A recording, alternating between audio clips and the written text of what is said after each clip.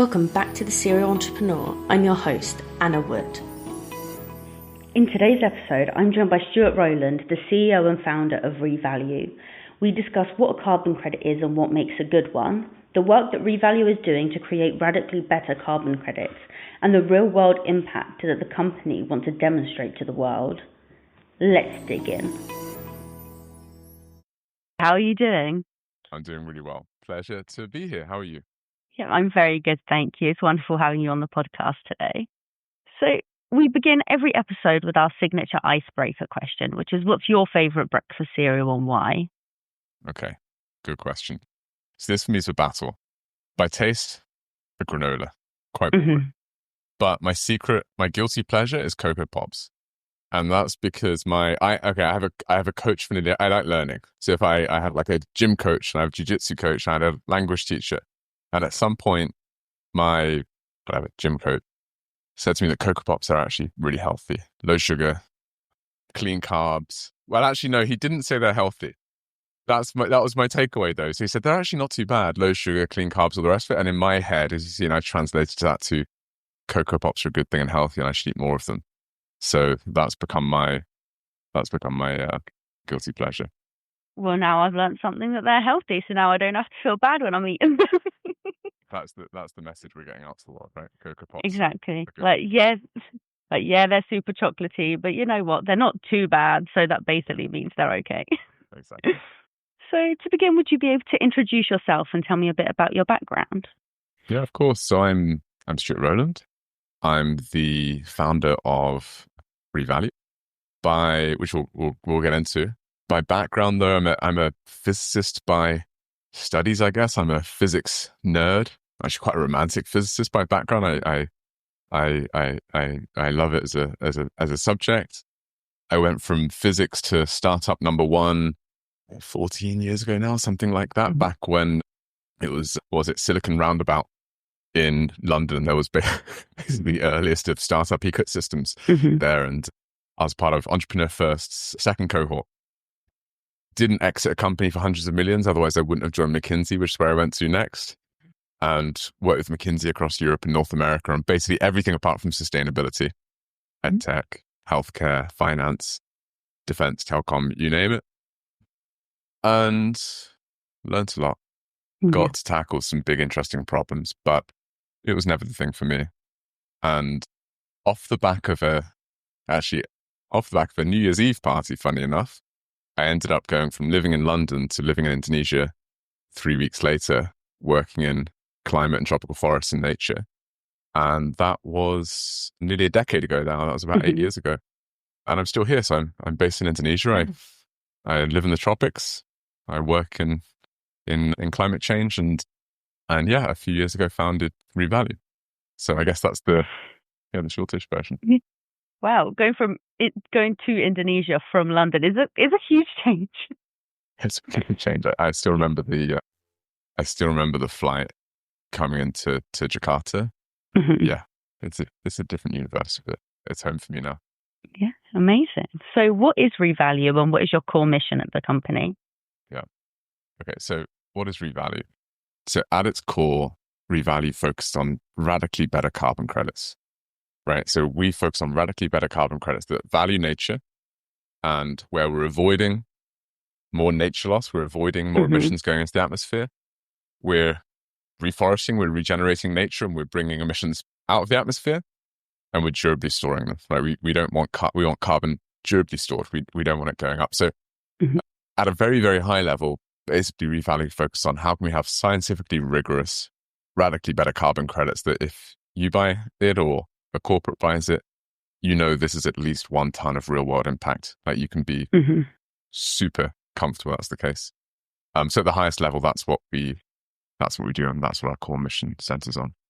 Great. So what inspired you to start the company? Yeah.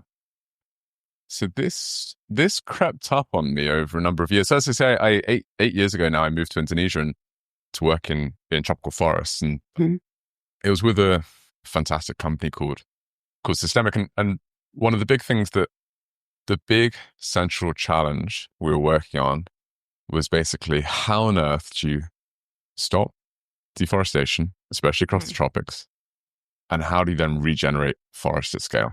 Like, that was the central question. Because it's one of the saddest.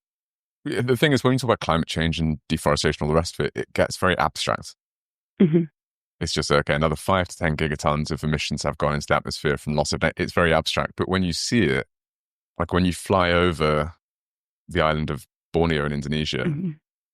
or you fly into Tanzania, and then you see just this forest edge disappear more and more every year, right? You see this, it's destruction. Mm-hmm.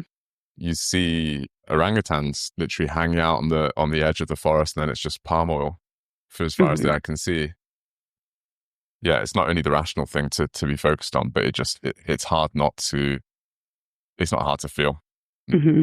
about it. So that was the question. Okay, how on earth do you prevent this deforestation? How do you regenerate forest? And it's a kind of a simple problem. It's like the problem's kind of simple in some ways. Mm-hmm. Why is forest being lost? It's being lost because it's not valuable. People want to make money. Why do governments allow big conversion of forests? It's to make money. Mm-hmm.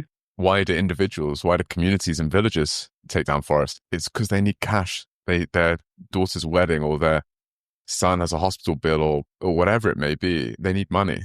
Mm-hmm. It's a really simple problem. Very few people want to take down forest. So then the question becomes, well, how do you create value for nature? That's the question. And so basically, I was focused on. I was directing an incubator. We had about 120 million of capital. We were investing in all these different nature ventures. So businesses that at their core, they were looking to make forest valuable, right? And we looked at maybe 40 different business models, all sorts of weird and wonderful things that we can go into. But the one model that had the chance to protect and regenerate forest and to do it at a scale that mattered for the planet was a carbon credit. It was the carbon credit market. And I can go into maybe that's one of the areas we'll go into. Like, what is a carbon credit? And what is this market? And what is this odd thing?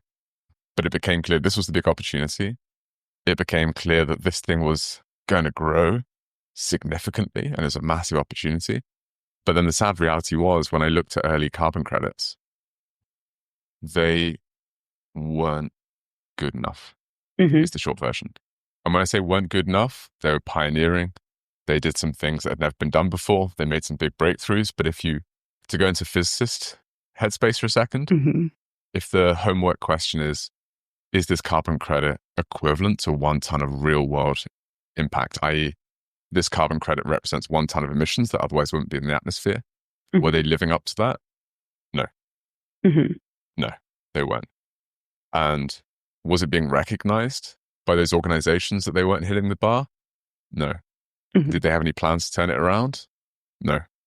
And so this is where I realized that my odd journey meant I was actually well suited to found a company to take this and not just do a little bit better, not just not cheat or, improve a little bit. How do you create a whole new generation of credits that are radically better and we can trust, right? And the planet can trust. So yeah, that's the short version of the why. Yeah. Great. So you kind of mentioned about wanting to talk about, so what is a carbon credit and then what makes a good carbon credit too? Yeah. Okay.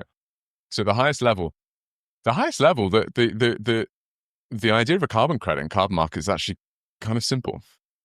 And let me focus on nature for a second, because there's different types. So let's focus on nature. So the idea is this. Let's say you as an individual or you as an organization, you want to support emissions reductions. You want a way of reducing emissions from the atmosphere that you can't do yourself directly.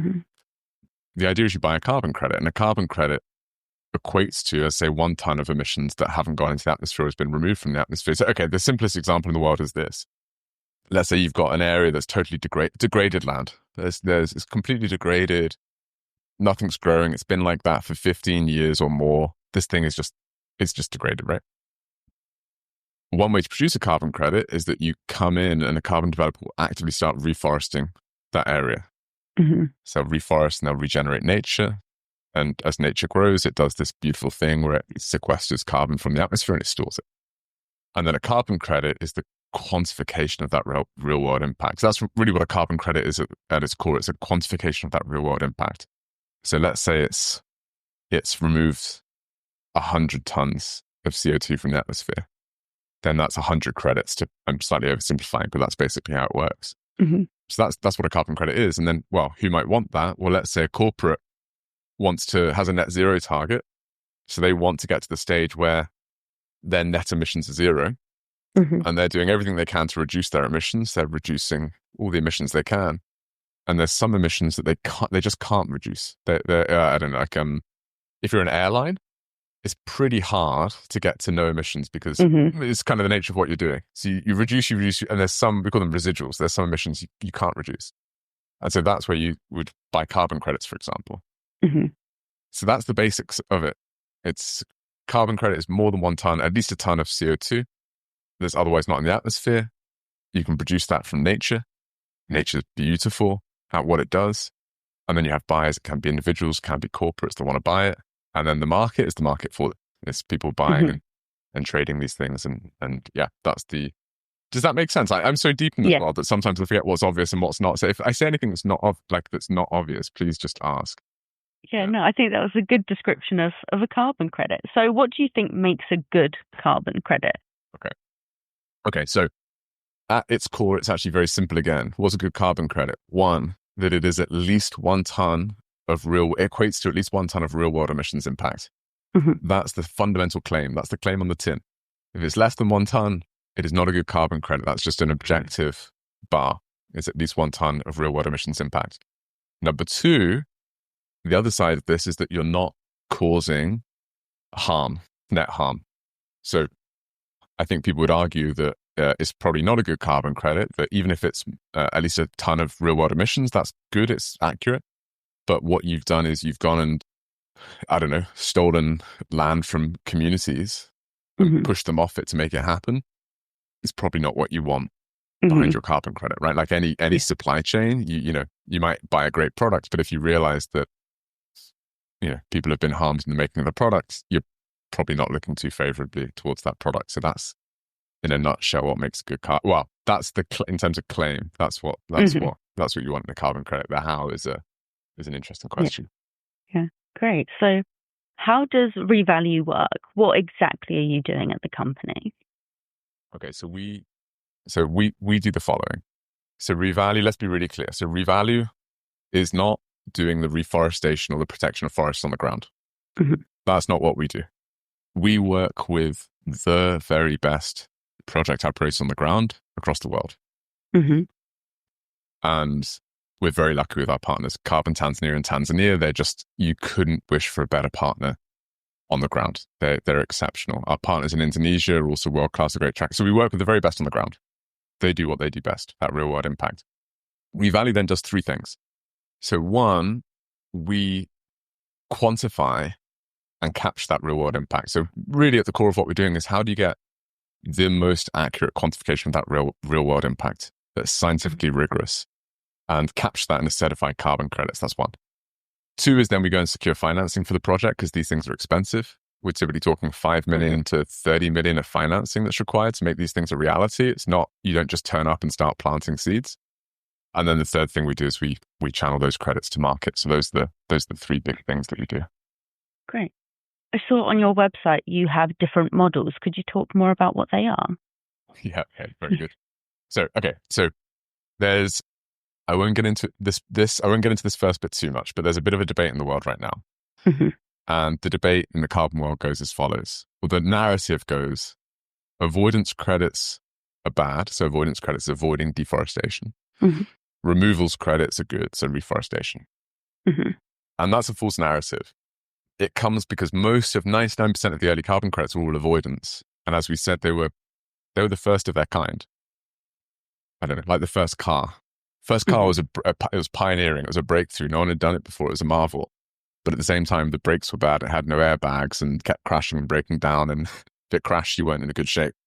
So they were pioneering, but they weren't yet, first of their kind, they weren't yet good enough. The problem is that's become conflated with 99% of the early carbon credits were avoidance. They weren't good enough. So avoidance is bad and removals is good. Mm-hmm. Okay. So first thing Revalue fundamentally believes is that is an incorrect narrative. We should avoid and remove and then durably store carbon. So we should do all 3. And our models, we have 1 model for avoid, we call that model R. 1 model for remove, we call that model V. and one model for durably storing, we call that N. RVN is how it comes together because we can do that all in one landscape. RVN is a simple inside thing because we used to be called Revalue Nature, and we shortened it to RVN. So you bring these things together, RVN. So that's where our models come from. How do you avoid, remove, and durably store? And just to make it clear how, because it might not be obvious, the sad thing that's happening in the world right now is that because there's a misconception that avoidance credits are bad. By the way, and I don't know if you saw the Guardian headlines and these sorts of things. No. So one of the big, no, it's okay. So it's really interesting, right? Because I basically there's always two reactions when it comes to talking about carbon credits. One reaction is, that's amazing. Obviously, we should be protecting and regenerating nature to produce these things and have it valued. The other reaction is, I read the Guardian headlines and aren't all carbon credits fraudulent and they're all hot air and all the rest of it. Right. And that's been actually really damaging in the market because people have said, well, let's stop buying these avoidance credits. But what we're saying, again, let's take it from the abstract and make it real. What we're saying is, let's let deforestation continue. So don't do the intervention on deforestation. We'll only focus on reforestation. But to give you an idea of how, let's make that real, how mad that is. It's like, imagine just this beautiful tropical forest. And then what you do is you can lose a huge area in a month. You just burn it down. Right? It just gets lost. It takes you 30 to 40 years to regenerate that same area again. It would have cost you maybe $10 to protect it, and it costs you $6,000 to regenerate it. So it's a classic short. If you just look at removals and you don't look at avoidance, you're not resolving the cause, right? It'd be like you're in a sinking ship, and you got water gushing in a big hole in the bottom. You just hit an iceberg, and you're on the ship, and you're just with a bucket trying to get the water out. That's what it looks like if you do removals only. Yeah. It's like, well, let's avoid more water coming in, and then let's remove it. That's what we need to do with our atmosphere. So 3 models: avoid, remove, and durably store. And to start with the avoidance, this is where Revalue said the following. Okay, the world is, historically, avoidance credits weren't good enough. They were pioneering. They did breakthroughs. But if we're taking the physicist objective look, were they more than a ton on average? No. So Revalue's doing the following. How do we just go well above and beyond what anyone else has done here before? Like, how do we build avoidance credits that value nature that people didn't even imagine were possible? Like, anyone in this world is like, oh, I hadn't even pictured that you could do that.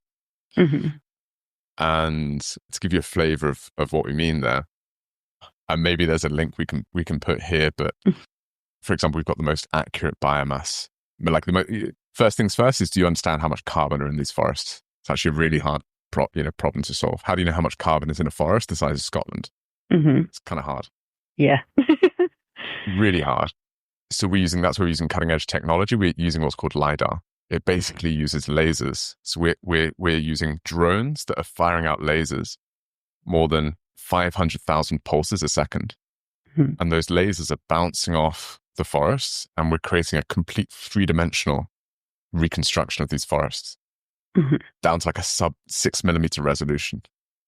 So again, podcast, we're talking to each other. It's kind of like, I want to show you this, right? And I can show you the link, but you can see a complete 3-dimensional reconstruction of a forest. It's mind blowing. We've had comments like, it looks like Avatar. You can just see that when you look at it, you see the accuracy that we're going to. This wasn't possible even 2 years ago. Doing what we're doing today is completely groundbreaking. So it's things like that. So, we've got the most accurate measurements of the carbon on the ground. Then we're deploying things. Now, here's where I'm going to try not to get too technical, and pull me up at any point. But basically, there's one of the interesting questions for avoidance credits is, how do you know what would have happened to that area if you hadn't intervened? So how do you know that nature would have been lost? How do you predict the future? How can you forecast what would have happened? How do you know your intervention actually had that real world impact and protected that forest? Well, fortunately, it's a hard question, but it's a question that's been solved in different sectors outside of carbon. So we have a similar question when we're doing pharmaceutical trials. So how do you know that this drug is actually having an impact on you? You weren't feeling well, you took the drug, you felt better afterwards. fantastic. Or was that the drug, or were you going to feel better anyway? Mm-hmm. Right. Yeah. There's a new, that's actually the perfect example, actually. Mm-hmm. You weren't feeling well. You took the drug. You felt better. Was it the drug or not? Mm-hmm. In statistics, it's called a causal inference problem. No need to get into it. But basically, that's where you use control groups. So that's where you have a load of people that are sick and don't take the drug, a load of people that are Mm-hmm. sick and do take the drug, and then you compare the difference between the groups. I'm oversimplifying, but Mm-hmm. basically, we're taking the very best scientifically rigorous, it's called synthetic controls from dynamic baselines. It does not matter what that means. What the basic point is, it's the most scientifically rigorous way of measuring this. Mm-hmm. I won't go into any more technical details there. The final, like a couple of the final things we're doing, next one's more easy, is sometimes the simplest things are the best. So so we've got these cutting edge lasers to measure the biomass. We're using these synthetic controls, basically taking the best of statistical rigor from pharmaceutical industries Mm-hmm. and other areas that have really got this right. Sometimes the simplest is the best. So to date, a carbon credit is always meant to be equal 1 ton of carbon. So you buy a carbon Mm-hmm. credit, it's meant to be equal 1 ton. But the question we've asked is, does it have to equal 1 ton? Mm-hmm. Is that actually what's critical? And we think the answer is no. What's critical is that it's not less than 1 ton. Mm-hmm. That's actually what you care about. Like, I want to know if I buy this, it's not less than 1 ton. Mm-hmm. I don't know. It's probably a bad example, but if you're buying 18 karat gold, I don't know Mm-hmm. anything about gold, by the way, so I'm going to say something that just reveals that completely. But if you're buying 18 carats, if you got fewer carats, you'd be annoyed. Mm-hmm. If you got more carats, you'd probably be like, oh, great. Yeah. This is good. It's not a bad thing. I'm not going to complain about this. So the simplest thing we do is we say, we'll make a carbon credit 1.2 tons. We'll give you more real world impact. Mm-hmm. So we do all the cutting edge science, all the rigor, all the statistical rigor. And then on top, we say, we'll make a credit more than 1 ton, 1.2 Mm-hmm. tons. So you can be really comfortable. But now you're starting to see one of the challenges, right? Mm-hmm. Because it gets to the surface level, it's pretty simple to articulate a carbon credit. But to go one step below to get into the methods, now we're talking, this is real scientific stuff. This is data science. This is Mm-hmm. ecology. This is forestry. It's hard to always connect people to it and show them it and have them understand it. So one of the things that we've done recently that I'm really excited about, and then I'll pause because I don't want to monologue at you, is the best thing I could do right now is I could take you to our project in Tanzania. By the way, I say our project is not our project, our partner's project that we put on the credit. Best thing I could do is take you there. Mm-hmm. Then you could see it. You could be in this beautiful Miombo woodlands. You could see the hippos and the elephants. You could see, you drive past, you'd see the forest loss. You could talk to the Mm-hmm. communities and they'd tell you why they were, deforesting. And you could talk to the communities that we're working with and they'll tell you why that cash they get from the carbon credits has stopped them deforesting, right? Mm-hmm. And why it's critical.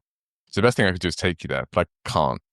So Mm-hmm. what we're doing, the nearest we can get to, is we went there and we did full filming in virtual reality. Mm-hmm. So we'll be able to put an Apple Vision Pro headset on your head and you'll suddenly be in Tanzania. Mm-hmm. And we're going to be able to show you, because you'll be there, basically. It'll feel like you're there in the moment. We'll be able to show you the forest. We'll be able to show you the deforestation. You'll be Mm-hmm. able to talk to the communities. And, well, you won't be able to talk to them, but the communities will be talking to you and telling you what they're doing and how they feel about the carbon project. That's got nothing to do with the credit, but it makes it real and it connects people to it. And it says, we're not hiding anything. We want to take you there and show you this stuff, right? Because this is the most impactful thing we could possibly do. Yeah. So yeah, that gives a flavor. I've just touched on avoid, but that gives a flavor of some of the things that we do. Yeah. I think also that transparency, what you said about the Guardian headlines about how carbon credits are essentially useless, things like that, that transparency that you have really shows that that is what's happening. There is true real world impact behind them and it's not. And you have the science behind it and you're saying that there's 1.2 tons, not just one that might not be one. So I think what you're doing, there is a lot of kind of proof that, okay, you might think that about carbon credits, but we're doing this and this and this to prove it. Yeah, we want to show you. And don't just trust us. We're going to, Mm-hmm. their ratings agencies in the system, we want them to look at our work Mm-hmm. and look at it independently. There's top academics that are staring at this. We're collaborating with them. Yeah. We want them to stare. So don't just take our word for it. Take the word of others that are pressure testing everything we're doing. So yeah, it's a fundamental part of it. But the best thing we can do is just show you. And so the beautiful thing about combining avoid, remove, and durably store, and you'll be able to visualize it. You'll be able to see a landscape which lost forest every year for decades. Mm-hmm. Then, if we're successful, you'll see that forest slow down from space. You'll see that forest loss slow down from space, and then you'll see it regenerate from space. You'll see the world getting greener in that area, Mm-hmm. and that's the ultimate proof point that you can see it. Yeah. Also, how do you pick your project partners? Ooh, good question. So that partnership is like a marriage, Mm-hmm. because it is a project lasts, well, in our eyes, a project never finishes. People think of it as like a 30 to 40 year thing. Mm-hmm. We see it as 30 to 40 years is just the starting point, Mm-hmm. right? Put it this way, it's decades, right? I will have died and these projects should still be going on. That's the whole, this goes beyond, this is a multi-generational thing. Yeah. So it's like a marriage. And so hopefully that makes it clear the kind of things we look for. In some ways, we need a partner we can trust, right? We need a partner that shares the same values with us. It can't be someone that wants to take shortcuts. It can't be someone that's willing to, do slightly the wrong thing because it's quicker or cheaper or faster. And frankly, we only work with who we consider to be the best in the world at what they do, because this is hard. So are you the best in the world at what you do, protecting and regenerating forests and working with communities in difficult, nuanced jurisdictions? And have you got a track record? So those are some of the things that we look for. Great. So as regulations around carbon markets evolve, how do you stay ahead of policy changes? So it is difficult. Mm-hmm. It is difficult. So ahead is the trickiest thing. Typically, the best way we stay ahead is that just being in or knowing people that are in the conversations that are going on. Mm-hmm. So we need to know people that have a seat at the table, basically. Yeah. So then we get a sense, you can never guarantee it, but we get a sense of the direction of travel in the conversation. Mm-hmm. So that's how we get a sense of it. But it is not an uncomplicated thing. And so it's taken, honestly, I've been obsessed with this for about 7 days a week for 8 years. Mm-hmm. Others for even longer in the team. And even now I'm looking at stuff and going, oh, I didn't know that. Mm-hmm. Oh, that was a blind spot for me. Oh, I hadn't understood that. Mm-hmm. Oh, whoops, I should have known that. So yeah. I don't want to give the impression that we know everything, because we certainly don't, but we do our best to, I think we have a pretty, as understanding the system goes, we have a pretty good viewpoint of it. Yeah. Great. So kind of leading on from that and what you said about kind of constantly learning and figuring things out, what challenges have you faced on the journey so far, and how have you managed to overcome them? I mean, a lot, right? Mm-hmm. Because, so if you, okay, if you want to pick out a load of hard things and put them all together, starting up a company, right, building a new company, a startup, not easy. Working on a business that values nature and is working the carbon market, especially when the carbon markets have these headwinds at the moment, not easy.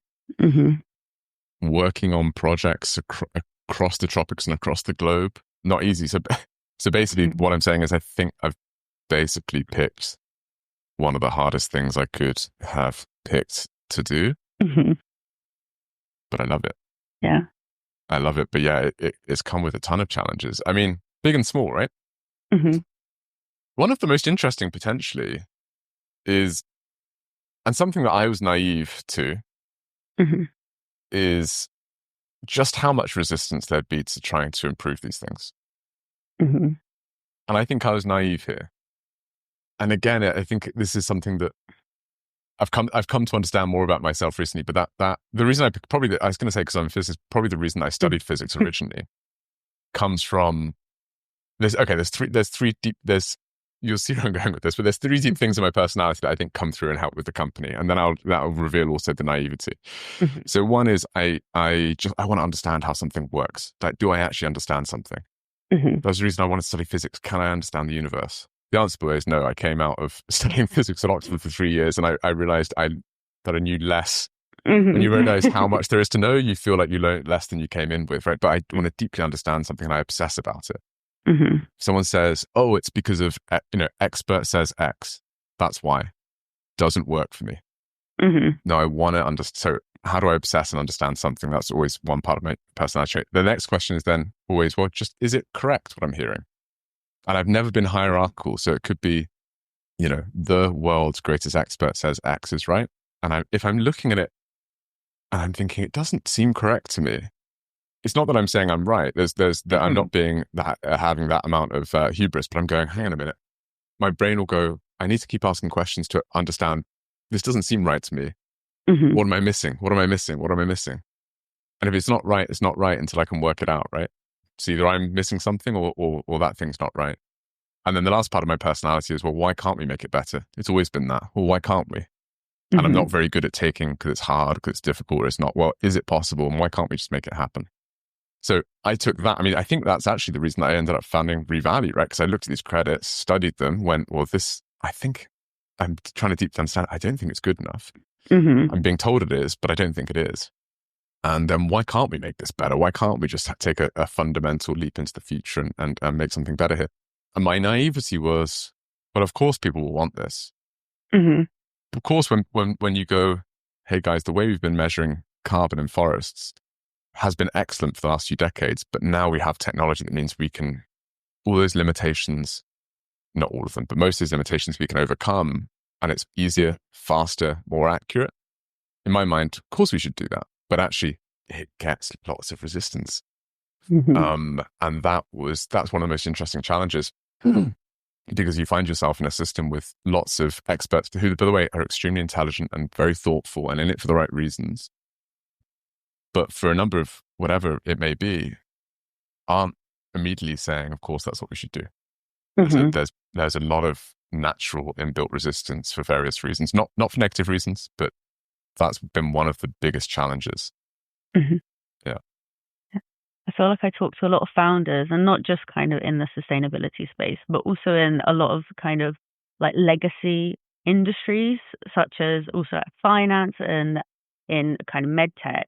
And even they have the same thing where what they're doing, people say, this is so good. But then when it comes to adopting it or considering having something better than what they're doing, it's like, oh, it might take a couple years to even consider that, let alone implement something like that. I think a lot of industries see startups working in the space and they're like, wow, what you're doing is so great, but maybe not right now. Yeah, So, exactly. Maybe not. And it's fascinating, right? Because it's for a number of reasons. And again, it's not necessarily bad. Some of it's, this space, you've been trained on methods for decades. mm-hmm. This is how it's done, this how it's done, this how it's done. Mm-hmm. That is what you're taught. And a lot of the breakthroughs come from completely outside the space. Mm-hmm. For example, our machine learning, our artificial intelligence team, they are taking completely radical breakthroughs on the cutting edge of AI, and they're coming in and applying it to the carbon space. Mm-hmm. And it's an expertise that those that have been in the space for decades don't have, because that's obviously not what they were trained on. Mm-hmm. And so it's hard to understand it at first. It's also hard to understand, is it just hype? Because you do get a lot of companies that come in and they're just doing stuff. There's not anything real behind it. They say AI this and AI that. And I get it. There's a natural, this is just hype and it's not real. Mm-hmm. I think there's probably, and it's very human, and I'll suffer from it as well, there's probably a bit of if that's where the future's going, that's not what I do, or not what I can do. So I think that maybe that's conscious or unconscious. I don't know. It's human. I'll have that. But there can definitely be a bit of that. But here's the problem. We're in a climate crisis. Mm-hmm. We actually don't have time to wait around, right? We way behind all our climate targets. We're losing nature at a terrifying rate. Mm. We are, look, we're talking about carbon and climate right now, but we're going through biodiversity collapse. Mm-hmm. Am I going to get this right? 6th mass extinction event right now. The last one was the loss of the dinosaurs. Mm-hmm. We're going through a mass extinction event. Yeah. It's a crisis. It's we have to move forwards now, fast, crisis mode. And the world's not good at that on the climate side, because Ukraine and Russia is clearly a crisis, and virus is clearly a crisis. But doesn't touch us every day immediately, even though we need to take crisis action now to be able to prevent it. So it's two different speeds. And carbon credits, to say this is the chance to be able to protect and regenerate nature at scale. Like, I can't see, if I could see a better option, I'd be following that. If I thought the goal was, we'll just get governments to agree to this and they all protect and regenerate their forests. Well, I mean, I think we all see what's going on in the world right now. I don't know if you have more confidence that's going to happen than me, but I'm, let's say, a little bit cynical. So this is the chance. It's a crisis. We have to act now, and we have to see reality. Are these carbon credits good enough? Are most of them good enough? They're not. Is the idea good enough? Is it possible? Absolutely. Are the projects on the ground great enough? Yeah. The projects on the ground are having amazing impact. The problem is the credit. We're misrepresenting the real world impact. So I always come at this at, yes, it's going to be painful I'm always careful with the word disrupts, because I think it's thrown around, but because that's not the intention. But we obviously need to do better now, and we don't really have time to wait around. And we're not successful if it's just Revalue. But the way, so our attitude is not the following. Our attitude is not, well, this is just for Revalue to be successful at, and no one else can copy us. It's the opposite. We want to partner, we want to collaborate, we want others to copy, we want to work with others, because we want the whole world to come up to this standard and keep improving and do it now. So yeah, it's kind of crazy. One hand, climate crisis, speed's needed. We have to make breakthroughs. On the other hand, it's slow and it takes a long time for people to come along, and there's something here in the middle that's difficult. Yeah. Hopefully the transparency that you have as a company to really show the impact that's happening, hopefully that gets people more on side and actually sees, okay, this is working. Because I think to a lot of people, they move slow because they're like, I want to know there is impact before we even consider this as an option. 100%. Let's see it first. So part of our goal is, let's demonstrate it, because it's not as much as, no one's going to just listen to me. Let's be clear. Stuart standing here saying, hey, objectively, this method is better than this method, and here's the way to create fundamentally, like, scientifically rigorous credits. No one's going to listen to me. Yeah. So what's the best thing we can do? Let's demonstrate it and let's show it works. And that's the point where we hope people go, oh, yes, of course. That's what it should have looked like. Okay, it's possible. Let's do it as well. Yeah. Great. So kind of on the flip side of the challenges and the doom and gloom of what's going on in the world, what would you say have been the highlights on your journey so far? So for me, I think it's two things. The first is, the first, honestly, here's the thing that gets me. When I see some of those talented people, like really some of those talented people in the world, just that are the best at what they do, and they have found a place in Revalue where they feel like they've got their dream role. And I'm just watching them do things that astound me, and they love it. And it's not easy, but they love it. And they're like, this is what I want to be doing. For me, that's everything. Because that's what we need for this to be successful. So that's the thing that gets me every time, those moments. Yeah. And then the other highlight is always just being out there. It's not just about being in nature. That's the thing that makes it real. But when you get out there and actually see the reality on the ground and the impact both ways, when you see the forest being lost and it's being burnt, and then you see the opposite, then you go, okay, this is why we're doing the long hours and the hard work, and collecting the scar tissue along the way that you always collect. Yeah, this is why we're doing it. So those are always the highlights for me. Amazing. And what would you say has been the most valuable lesson that you've learned while starting a company? Obviously, you said you'd started a different company before this one. What would you say has been the most valuable lesson that you have learned during your whole entrepreneurial journey? Yeah. So, I don't even count company number one because it didn't get far enough for me to count it. So yes, it's a startup. Yes. Did I get far enough for me to count it? There are startups and then there are startups. So I'm not even going to count it. Okay, so here's another area that I think I was naive and maybe overcorrected a bit. So what I didn't want to do was the following. What I didn't want to do is found Revalue and then come out and shout to the world, hey, this is what radically better carbon credits look like. We're doing high quality, high integrity. It's all these, you hear all these buzzwords now, you know, and not have anything behind it.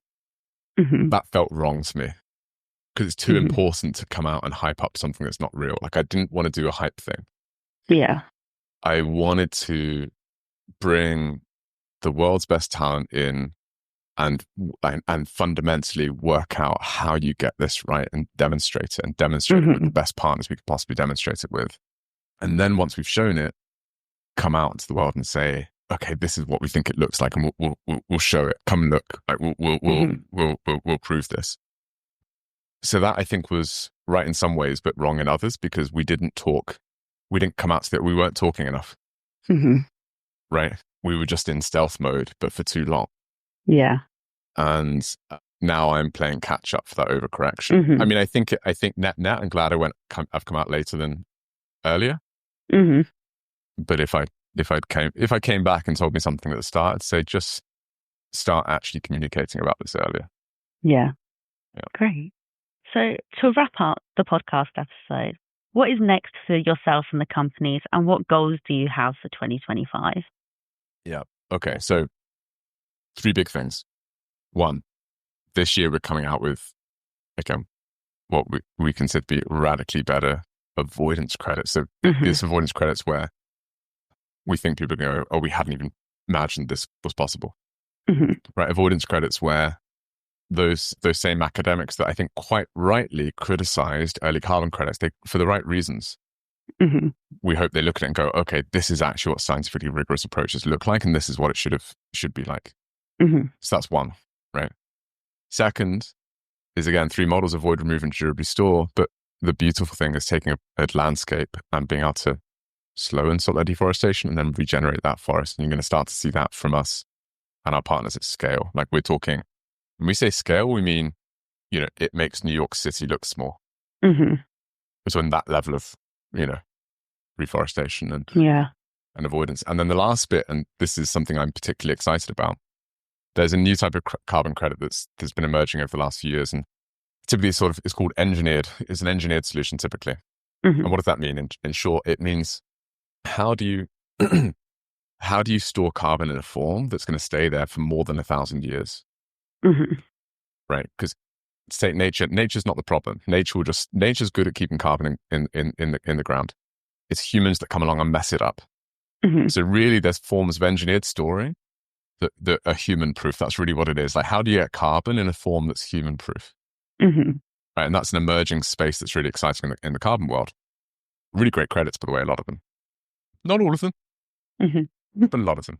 Yeah. But none of them value nature or our natural ecosystems. One of the best credits out there is it takes a big fan in Iceland. It sucks CO2 out of the atmosphere through this big fan and it stores it deep underground. Amazing. Great carbon credit. Go buy it. It'll cost you $1,000, by the way, for a ton, which is very expensive, but they're great carbon credits. But it does not value nature or natural ecosystems. And as I say, we sit in a climate crisis, but we're also going through biodiversity collapse. So Revalue is the first and only company in the world that's focused on how do you create durable carbon credits, so it stores carbon for more than 1,000 years and humans can't mess it back up. That values nature and natural ecosystems. And that I'm really excited about. That we've really been building in stealth mode, and that's one of the big things we'll be coming out with later this year. So those are 3 of the big things for me. Amazing. Well, it'll be really exciting to see what you guys get up to in 2025. Really appreciate it. Really appreciate it. Well, thank you so much for coming on the podcast today, Stuart. It's been amazing listening to you kind of discuss carbon credits. I feel like I've come away from today learning so much.